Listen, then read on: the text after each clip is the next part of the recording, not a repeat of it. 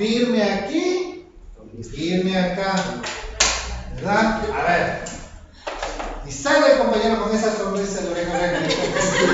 Bajando, al fin, este es mi título, digo, este es la acta de matrimonio. Me pertenece todita, porque dices, ¿cómo? Jessica de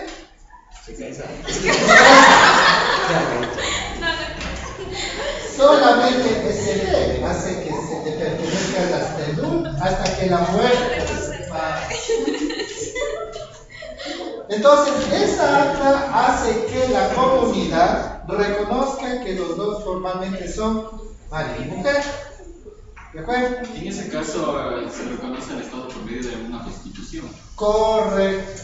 La constitución es el ente legal que justifica el hecho de que una sociedad es reconocida, porque es un ente legal, es una escritura. La constitución le da pertenencia a la sociedad. ¿De acuerdo? Le da la pertenencia a la sociedad. Por eso todos los estados tienen una constitución. ¿De acuerdo? La constitución es la que nos encarga de establecer de que nosotros somos parte del Estado ecuatoriano. Por lo tanto, todos nos debemos al Estado. Cumplimos nuestras obligaciones, hacemos respetar nuestros derechos. Si me van a entender, es porque de por medio hay una reglamentación. Y esa es la primera función que tiene el Estado dentro del sistema económico. ¿Cuál es esta? La de delimitar la función legal del Estado. Entonces aquí vamos a tener, desde el punto de vista económico, vamos a tener que existe un derecho económico, que habrá una ley de tributación, una ley de trabajo, una ley de sistema financiero, un código monetario, etcétera, etcétera. Es decir, todas las actividades deben estar amparadas en un contexto legal. ¿Sí? ¿De acuerdo? Es más, con la nueva constitución que rige desde el año 2007, prácticamente todo está encaminado hacia el cumplimiento de los grandes objetivos y las grandes metas que tiene el famoso plan de buen vivir. ¿Puedes sumar? Bueno, estás más al tanto de eso. Entonces, hasta ahí vamos muy bien.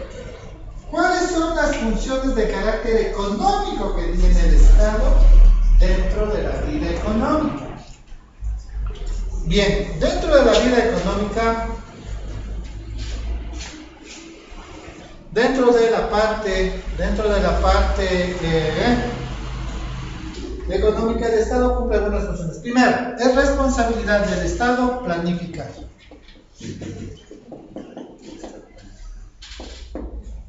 Es responsabilidad del Estado planificar. El Estado planifica. ¿De acuerdo? ¿Qué es la planificación? A ver, vamos por ahí.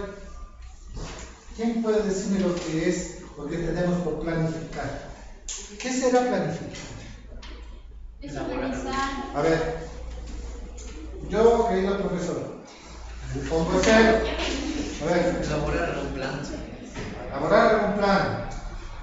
Organizar ciertas actividades desde la mayor importancia hasta la menor importancia. La mayor importancia hasta la menor importancia. Establecer las metas y objetivos que una organización quiere llegar. Establecer metas y objetivos de lo que pretende hacer una organización, una sociedad. Sería organizar, ¿cómo se llama? Organizar, se me fue la idea. Cierren las puertas, las ventanas. No se sabe la idea. A ver. Ya, organizar estratégicamente en toma de decisiones para un desarrollo y el futuro de un país. Perfecto. Chicos, la planificación es más que un conjunto de procesos que tienen como finalidad llegar a cumplir ciertos objetivos. Eso es en forma muy simple lo que es la planificación. Claro, obviamente que ese concepto los técnicos le llenaron de florcitas y le dijeron que la misión, que la visión, que alcanzar por acá, que llegar. La planificación es simplemente un conjunto de procesos con la finalidad de llegar a cumplir objetivos, metas, propuestas sobre la base de un conjunto de acciones. Eso es la planificación. Y el Estado planifica. Un ejemplo de planificación es el famoso Plan de Buen Vivir. ¿De acuerdo? Otros lo llaman Plan Nacional de Desarrollo. Pero en resumidas cuentas es lo mismo. En el caso nuestro, en el caso del país, un ejemplo de planificación o un objetivo de la planificación, una meta que tiene el Plan Nacional de Buen Vivir es el famoso, la reconversión de la matriz productiva. ¿Sí? Ese es uno de los grandes objetivos que tiene el gobierno. La de entregarnos a todos cocinas de inducción. Ese es el gran objetivo que tiene el gobierno. ¿No es cierto? De que todos dejemos a un lado ya las cocinas de gas, porque saben que ya los subsidios al gas lo están poniendo al límite. Entonces quiere que pasemos de costumbre de las cocinas a gas a las pequeñas cocinas de inducción, que en cuestión de 30 segundos la olla de agua ya está hirviendo. ¿Sí? Es decir, que usted hace el almuerzo en 15 minutos. Así nomás es de sencillo. Bien, ¿cuál es otro de los objetivos de la intervención del Estado en la economía? Es la de implementar el modelo económico. Implementar el modelo económico. ¿Sí? ¿Qué es un modelo? ¿Qué será un modelo? Algo observado. Una referencia. ¿Qué más es un modelo? Algo a seguir. Algo a seguir. ¿Qué más es un modelo? ¿Ver? ¿Una guía? Sí, un modelo es un referente. Perfecto. Entonces, un modelo justamente es eso. El tratar de encaminar las actividades planificadas hacia el cumplimiento de sus objetivos sobre la base de un modelo que viabilice todas las acciones económicas posibles. ¿Y cuál es el modelo económico que rige el Ecuador? A ver, ¿quién me puede decir? ¿Cuál es el modelo económico que rige el Ecuador?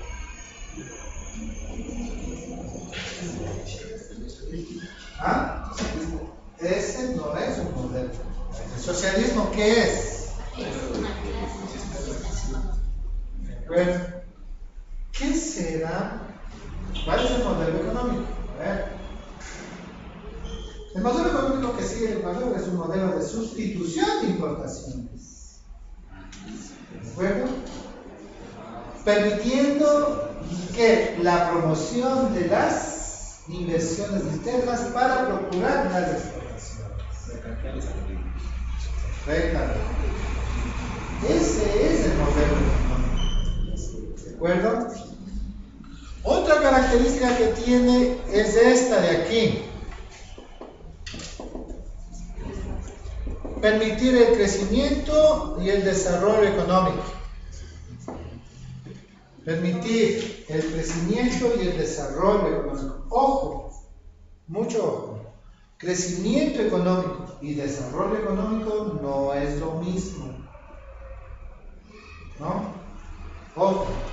Crecimiento económico es el comportamiento favorable que experimentan las variables de orden cuantitativo. Y desarrollo económico es, en cambio, la manifestación favorable que experimentan los componentes cualitativos.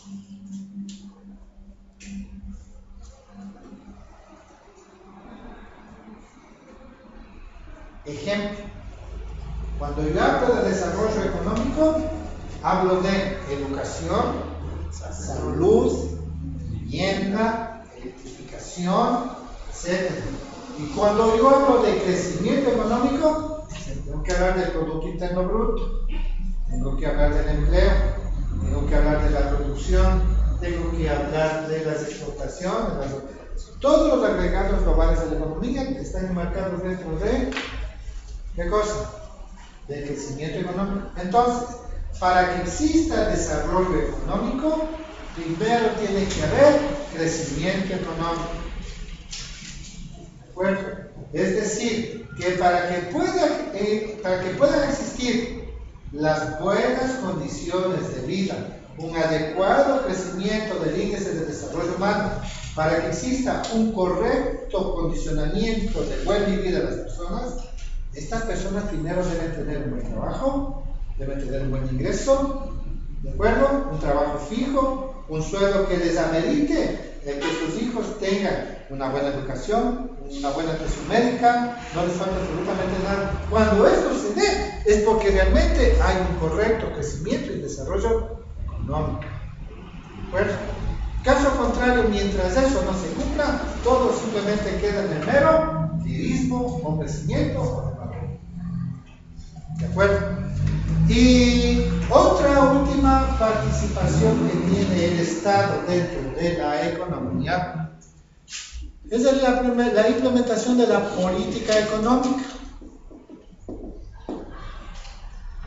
La implementación de la política económica. Esa es una de las herramientas que le faculta al Estado ejercer toda la instrumentación económica para el cumplimiento de sus objetivos y sus metas. Y la política económica, no la economía política, se confunde. La política económica tiene dos componentes. ¿Cuáles son esos dos componentes? La una es la política económica sectorial, la otra es la política económica global. La una es la política económica sectorial y la otra es la política económica global. La política económica sectorial tiene mucho que ver con esta de aquí, ¿no? ¿Con cuál? Exactamente. Y la política de carácter global tiene que ver con quién? Con el crecimiento. ¿Por qué razón? Porque la política sectorial, la política económica sectorial, tiene que ver con la salud, la educación, la seguridad social, es decir, trata de fundamentar los caracteres sociales dentro de una economía. En cambio, que la política de carácter global está subdividida en política monetaria, política crediticia, política cambiaria y la política fiscal.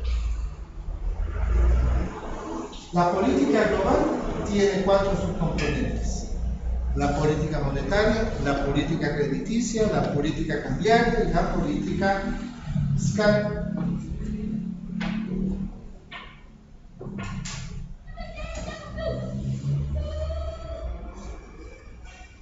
¿Qué hace la política monetaria? Lo que hace la política monetaria es velar, trata de controlar, supervisar, implementar el manejo de todo lo que tiene que ver con las especies monetarias, con la oferta monetaria, con la masa monetaria, con el medio circulante. ¿Sí? Entonces, ¿quién es el que se encarga a través del Estado de la política monetaria? El Banco Central. ¿De acuerdo? Banco Central es el encargado del manejo de la política monetaria. Perfecto. Pero llegamos a la dolarización y Banco Central, nada que ver. Por lo tanto, la política monetaria en el caso del Ecuador quedó suprimida. Bueno, porque los dólares no lo hacemos nosotros. Vienen desde lejos con unos contenedores, sobre todo las monedas.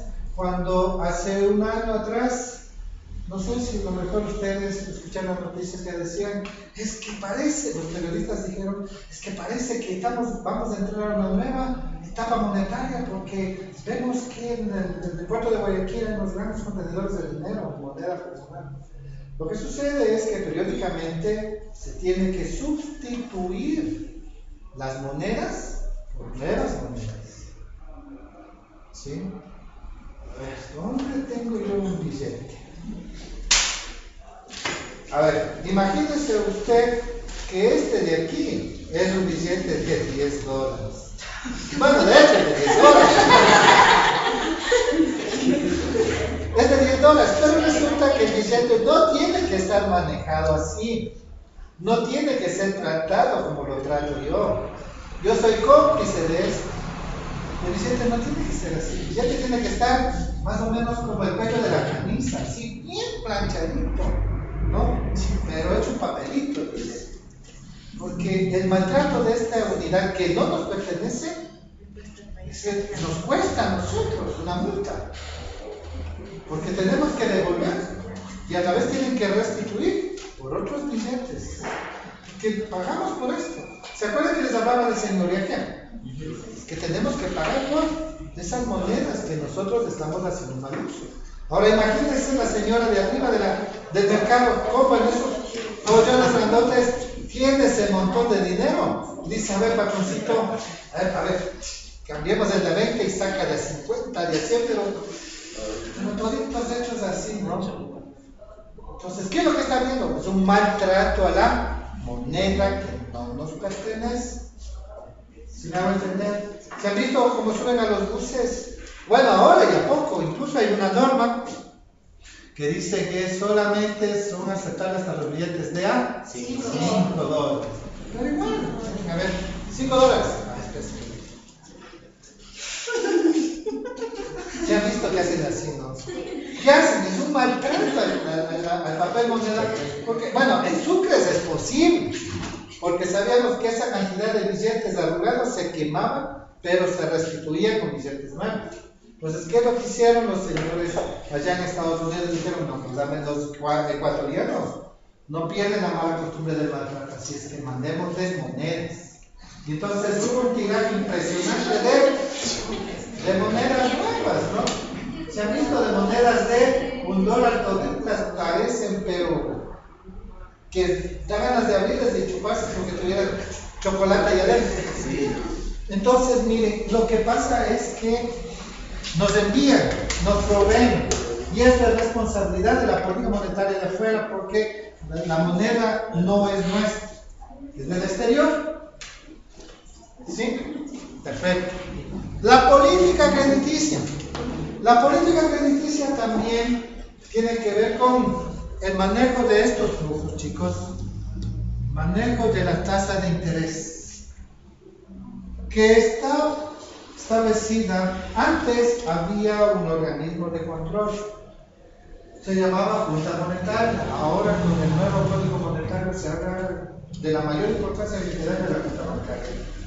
Pero en el caso de antes de la dolarización, la política crediticia jugaba un papel muy importante. Regulaba el comportamiento de las tasas de interés para efecto de ejercer un control en la masa monetaria. Porque la masa monetaria es definitivamente uno de los más grandes malintencionados para que los precios caigan en pecado. ¿Sabe cuál es el pecado de los precios? La inflación. ¿Sí? Entonces, ¿qué es lo que se hacía con la política crediticia? Se manejaban las tasas de interés, se motivaban o se contraía la tasa activa con la pasiva, y de esa manera controlábamos el ahorro y la inversión. Pero con la dolarización se acabaron las tasas de interés. La política crediticia ya no existe. ¿De acuerdo? Hoy las tasas referenciales nos las mandan desde Estados Unidos periódicamente y nosotros debemos ajustarlas de acuerdo a las disposiciones de la Junta Bancaria. ¿De acuerdo? ¿Qué hace la política cambiaria? La política cambiaria lo que hace a su vez es que permitir dinamizar las actividades de comercio exterior a través de los tipos de cambio, pagando más moneda nacional por cada dólar que se exporte o pagando menos por cada dólar que se requiera para importar, ¿no? Entonces, como el dólar es una moneda de aceptación universal, ¿ya para qué necesitamos cotizar? Entonces, los tipos de cambio también desaparecieron. La política cambiaria también desapareció. ¿De acuerdo? Más bien, usted con estos $10 se va a cualquier parte y puede comprar bienes y servicios. ¿De acuerdo? Porque el dólar es una moneda de aceptación global. ¿Sí me entienden? Entonces, en el caso del Ecuador, con la dolarización, la política cambiaria desaparece. ¿Qué es lo único que nos queda? ¿Qué es lo que nos dejaron los señores del norte para que nosotros manejemos de una manera adecuada la dolarización? La política fiscal. ¿De acuerdo? La política fiscal es el único instrumento de política económica,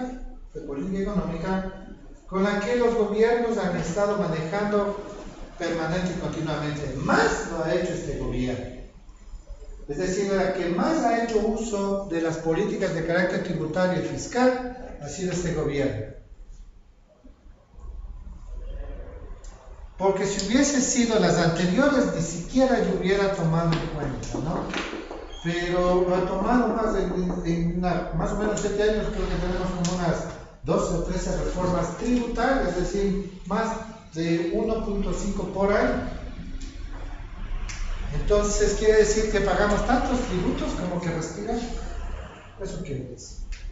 ¿De acuerdo? Y con la caída y el desplome del precio del barril de petróleo, no nos causaría mayor inconveniente el hecho de que vendan la idea, y como claro el presidente tiene una gran cantidad de aceptación, de que se venga a decir que es imprescindible que se suba el IVA, porque el IVA del Ecuador es el más bajo en América Latina. Entonces, que también se compare que los sueldos y los salarios tienen que estar al mismo nivel que el resto del mundo, ¿no? Y que las condiciones de vida de igual manera tienen que estar al mismo nivel. Entonces, en ese sentido, distinguidos estudiantes, la política fiscal es la única herramienta que nos queda como parte de la política económica de carácter global que tiende a viabilizar los procesos de crecimiento económico. ¿Y qué es lo que hemos visto hasta aquí? ¿Cómo funciona un sistema económico? Hemos partido ¿desde dónde?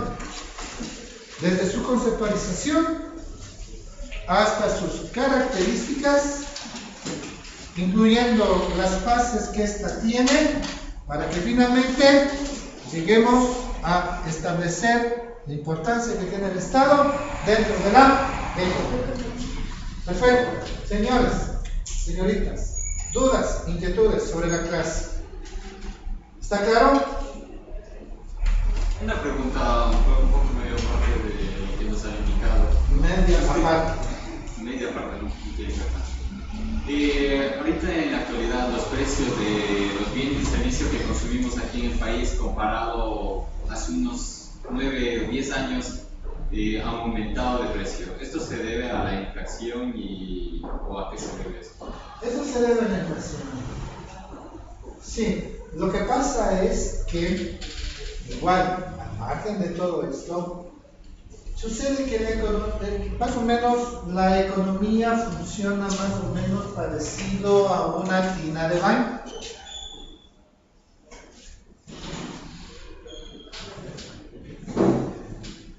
Esta es una llavecita, ¿no? El nivel del agua tiene que estar de tal manera que ni baje ni sube. La primera salida son los ingresos y la segunda salida son los gastos. ¿De acuerdo? Entonces, por el un lado sube el ingreso y por el otro, quiere decir que en la medida que nosotros en el Estado ingresa dinero y debemos gastar el dinero. Pero resulta que los ingresos no entran en la misma proporción en la medida como sale el gasto. Entonces el nivel de agua empieza a desnivelarse y es necesario aflojar más las llaves para que el agua suba. Entonces, ¿las llaves qué son?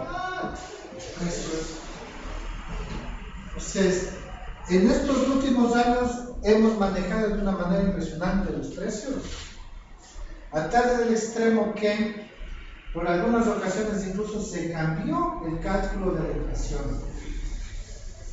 Se cambiaron organismos que se preocupaban y se les asignaba para calcular la inflación.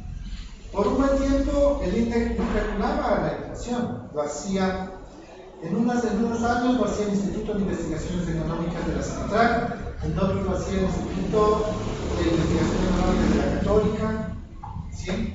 Pero desde que este gobierno ingresó, todo lo acaparó el gobierno, el Estado. La forma de poder calcular la inflación ahora lo hace el INE, con las eminencias y los técnicos que tienen. Pero resulta que lo mismo hicieron en Venezuela. Hugo Chávez decidió sacar la responsabilidad, quitar la responsabilidad de ciertos organismos autónomos para que lo hagan los organismos del Estado. Y obviamente que de alguna manera, como están amparados por la cortina del gobierno, siempre se manipula la información. Entonces, el pensar de que la inflación actual no es la que realmente es, yo personalmente lo dudo. Y otra pregunta, entonces esto se debe también a los aumentos de lo que es el salario a los empleados para solventar la demanda de presión. Ya. El Estado en los últimos 7 años se ha incrementado de esta manera, ¿sí? Cuando generalmente el Estado era de este tamaño. Usted puede apreciar hoy que la burocracia se ha triplicado, si no se ha cuadruplicado, o se ha quintuplicado la burocracia estatal. Hoy tenemos ministerios hasta por arriba y por abajo y una cantidad de gente que trabajan y que por supuesto la mayoría de las ocasiones son partidarios del gobierno o que han entrado al famoso proceso de la meritocracia, que básicamente no cumple las funciones del gobierno. Pero sin embargo, el exceso de burocracia en un país tan pequeño, con dificultades de balance de pagos, tiene un grave problema de flujo de gasto. Es decir, cada vez es mayor el gasto. Y uno de los graves problemas a los cuales el gobierno se enfrenta es que ya los ingresos no son los mismos, porque una de las fuentes importantes de ingresos siempre fue el petróleo. Entonces, ¿qué es lo que le tocó ahora? Abrir tanto las llaves que poco a poco estamos viendo que usted solamente, por Dios santo, solamente póngase y vive en carta propia, ¿no? Saque $5, compre una colita aquí, en 3 horas más usted ya se quedó sin un centavo. A ver, yo lo digo por experiencia. Yo estos $10 sé que hasta las 8 de la noche ya no voy a poder extender. Por eso los estoy guardando con mi cariño para poder extenderlo.